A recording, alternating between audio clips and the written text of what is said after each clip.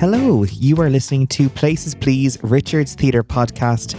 And no, I'm not having an identity crisis. This is actually a Galway Theatre Festival takeover. You may have seen our new logo and our new social media presence. I have changed everything to match the amazing logo for Galway Theatre Festival. So now on Wednesdays we wear pink. Well, the post is now pink. I've had the most amazing time talking to some incredible artists and creators for this podcast series. These are bite-sized, so they shouldn't take too much time. And even in the 15 to 20 minutes that this podcast usually takes, I've learned so much from these creators about how important this festival is and how much love they have for the art that is theatre and performance. So I want you to sit back and relax and enjoy our first guest, which is Jenny MacDonald. Her show, The Tightrope Walker, is going to be running at the O'Donoghue Centre, and she talks a lot about the show and tells you more about the process behind it and how the ideas came about for the show. So I hope that you enjoy. So Jenny, can you please give my audience maybe a bio or a little bit about yourself to start? Sure, absolutely. So my name is Jenny MacDonald and I'm a theatre maker. I'm also a drama facilitator and I'm the director of a collective called Solo Sirens. And we are in residence at the Civic in Tala. And I am bringing a show called The Tightrope Walker to Galway Theatre Festival. And it's the first time the show is leaving Dublin. So we've done 10 venues now in Dublin. And we're really excited to be on the road for the first time with this show. It's fantastic. And how has the reception been in Dublin so far? It's been fantastic. I mean, you know yourself, theatre is quite a difficult industry. And what's been a real joy about this show is it seems to be very impactful and very resonant for audiences. So we find that often people see it and then quite quickly it gets rebooked. And that's a lucky experience. That's a very special experience to have had. And that's been a mix of theatre venues and also healthcare settings. And healthcare settings was kind of an exciting surprise for us. We had some physicians who saw the premiere at the Civic and asked if it could be put on in their hospital. And as a result of that, we've now done several hospitals as well as the Royal College of Physicians. So it's been nice to look at how to take the work, you know, both to more theatre venues, but also to other settings as well. So talk about your show. It sounds really interesting.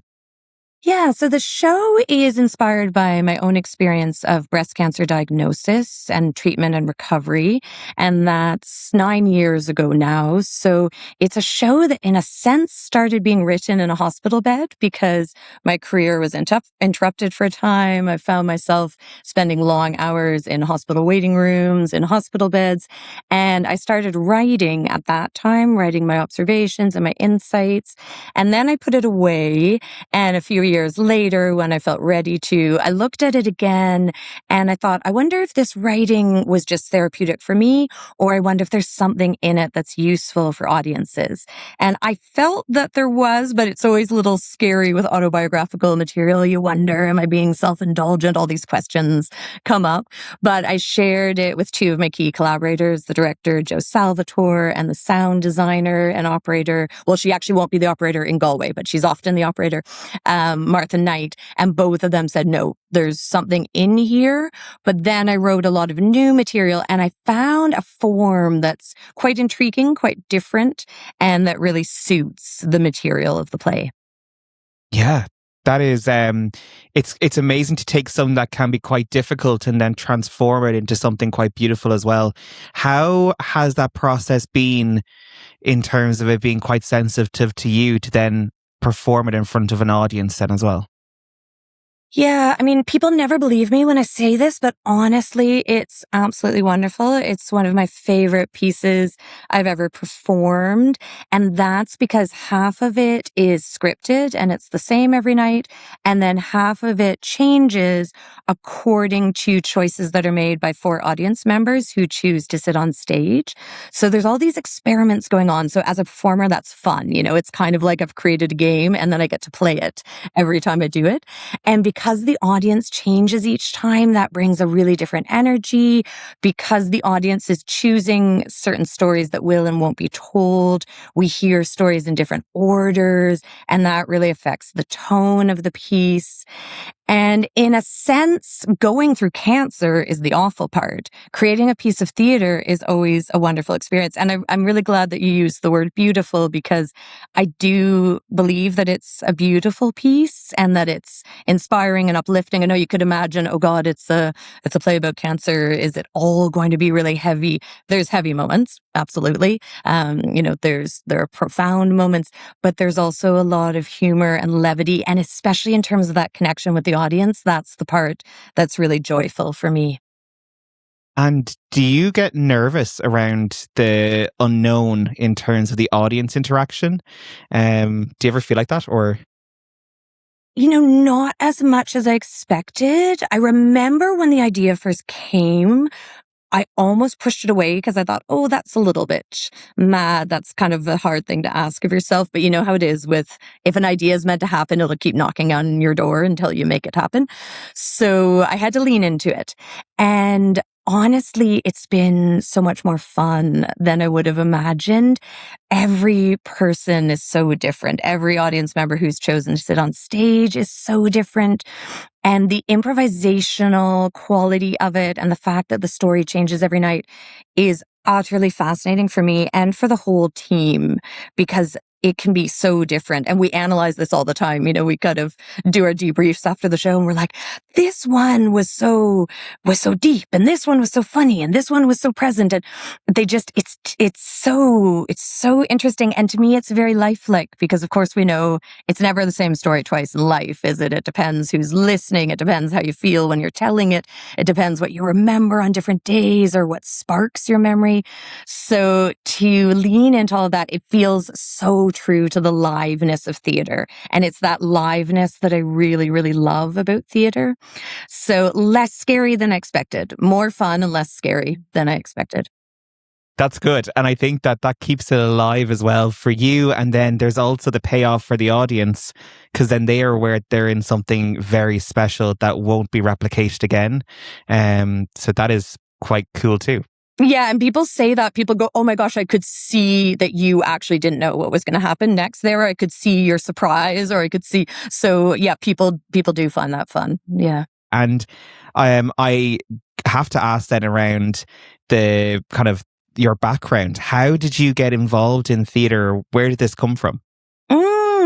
So I've been involved in theater since about the age of 10, maybe earlier. I think it was at 5 that I first started imposing a living room puppet theater upon my parents and my poor sister, Nice. who's very shy, and I used to make her do backstage.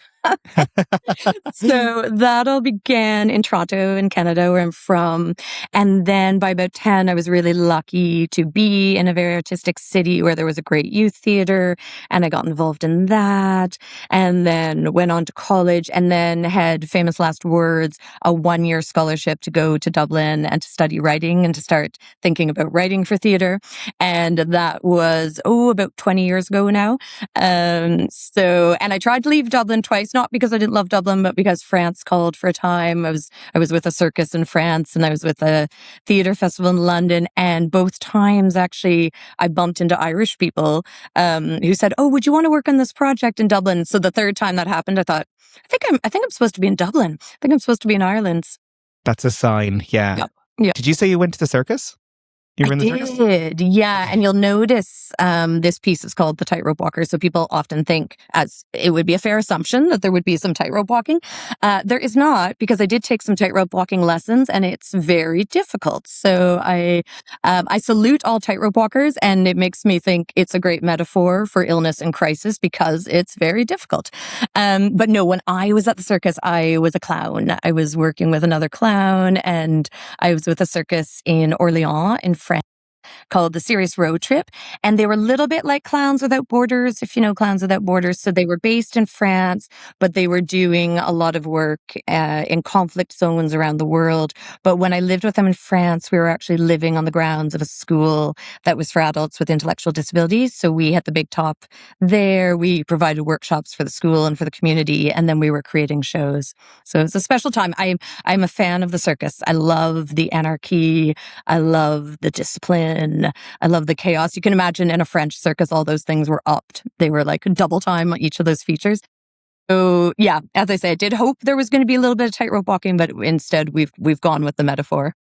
We Metaphor do have a instead. slide in the show from Galway Community Circus. So Galway Community Circus website was very helpful to the research when I started looking into what is it like to be a tightrope walker and who are these people like who do these mad high flying stunts and why do they do it? And, yeah, the research was fun, and Galway Community Circus was, as I say, an inspiration there. It seems that you've got a huge amount of like a connection to helping people. Does that come across in your work often? That's interesting. That's interesting.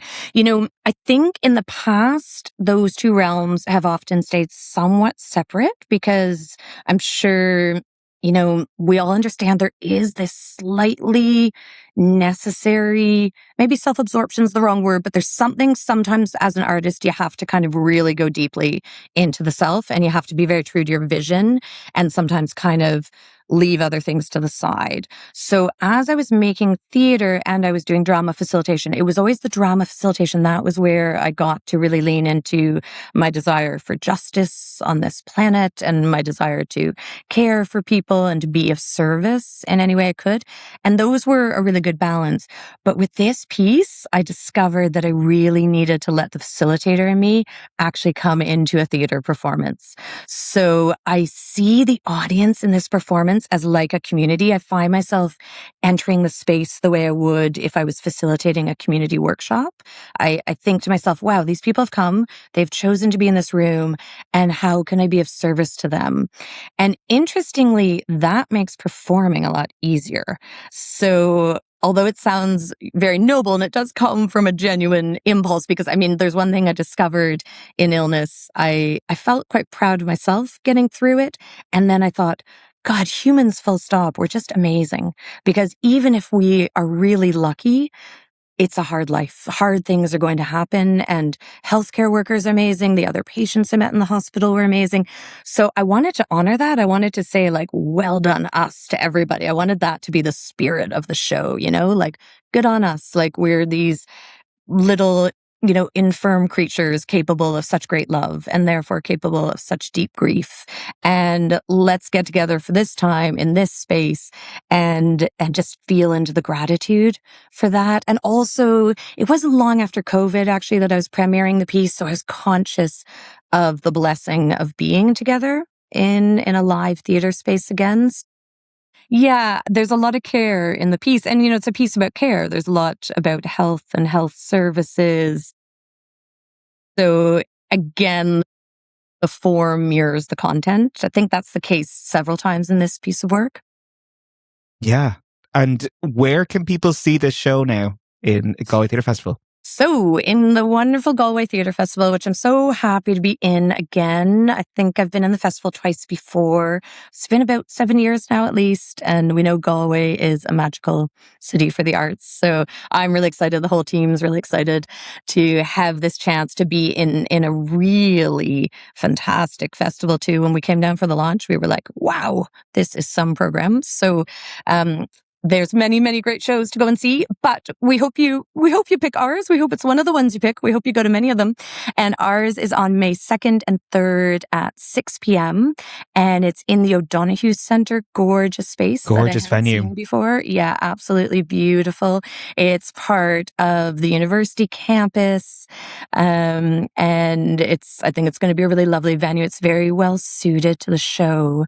So yeah, it's only on for 2 nights, 6 p.m. As I say, it's 2nd and 3rd of May. Amazing. Thank you so much, Jenny, for taking the time to talk to me out of your busy rehearsal schedule. And I look forward to seeing your show. It's a joy. Thank you so much for the great questions and great to have a chat. You've been listening to Places Please, Richard's Theatre podcast, hosted by me, Richard Brown. Audio engineering and editing by Conor Gill. Stay tuned for a sneak peek of our next episode.